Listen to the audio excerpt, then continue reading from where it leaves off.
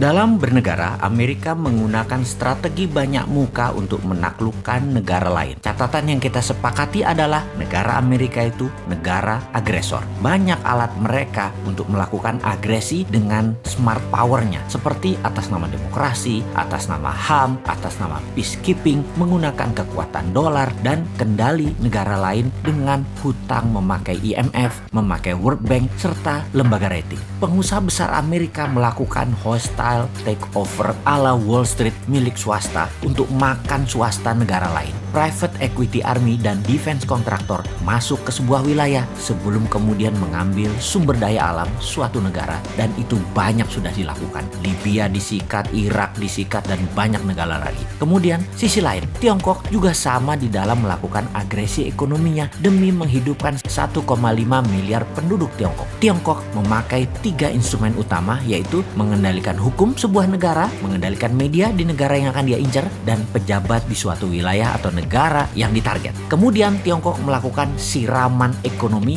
melalui BUMN Tiongkok, uang Tiongkok, SDM Tiongkok, dan teknologi Tiongkok. Indonesia kalau bersama Mardigu Nation New Mind akan juga merubah permainan. Kita tidak akan mau kena instrumen Tiongkok dan tidak akan pakai lagi instrumen Amerika. Jadi ketika mendapatkan mandat siapapun New Mind, maka saran terpentingnya akan diubah pertama-tama adalah posisi Bank Indonesia. Kemudian Kementerian Pertahanan. Kementerian tersebut bukan bertahan dengan menguatkan bedil persenjataan dan mesin perang fisik, namun membangun 5 garda penyerangan. Sungguh, apa yang saat ini manajemennya di Kementerian Pertahanan hanya 1/5 dibandingkan apa yang akan kita bangun dalam Kementerian Perang atau Minister of War atau Department of War ala New Mind. Di negara berdaulat dan negara besar, Kementerian Pertahanan manajemennya dan actionnya sudah berubah sejak 20 tahun yang lalu. Indonesia sudah memiliki banyak panglima, menteri pertahanan, namun sayangnya semuanya old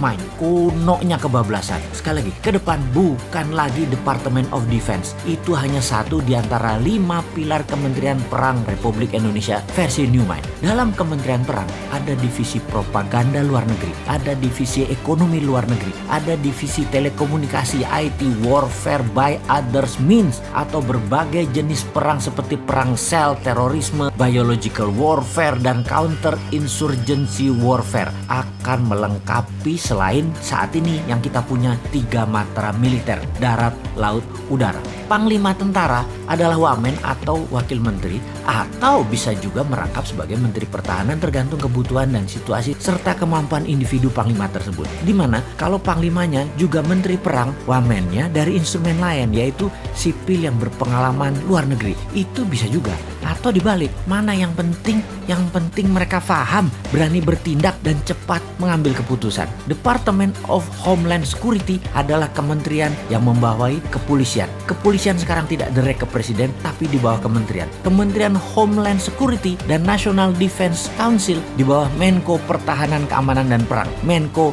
PKP. Ini nomenklatur kementerian baru. 3 pilar Mardigu Nation itu sederhana. Itu diwakili 1 Menko Ekonomi dan SDM, 2 Menko PKP, Hukum dan Politik, dan 3 Menko Kesra dan HAM. Di dalam membangun kekuatan serang, maka pasukan elit Densus Gultor menjadi 1. Densus di dalam, Gultor serang keluar, dan ofensif ke negara lain. Ini di bawah National Security dan Defense Council. Jadi kalau ada kementerian ditambah, pasti ada kementerian yang dikurangi atau ditutup. Maka Kementerian Tenaga Kerja akan jadi Dirjen Tenaga Kerja di bawah Kementerian Pendidikan. Juga Kementerian Pemuda dan Olahraga masuk ke Kementerian Pendidikan. Kementerian Sosial akan hilang, langsung dikasih ke Pemda, dinas sosial di pemerintahan daerah masing-masing. Kementerian Peranan Wanita ditiadakan, masuk di bawah Menko Kesra aktivitasnya. Penggabungan beberapa kementerian juga dilakukan karena keterkaitan lebih mudah koordinasinya di bawah satu payung kementerian. Kementerian daerah tertinggal jadi dirjen di PUPR. Intinya kementerian saat ini akan berkurang 40% jumlahnya. Pastinya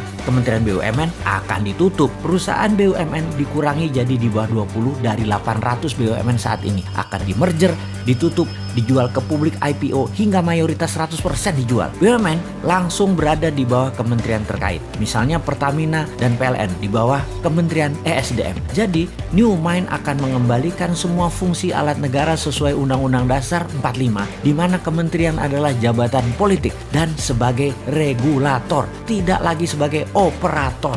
Kemudian pastinya swasta nasional pengusahanya termasuk UKM boleh membangun dan berbisnis sama dengan Pertamina serta PLN.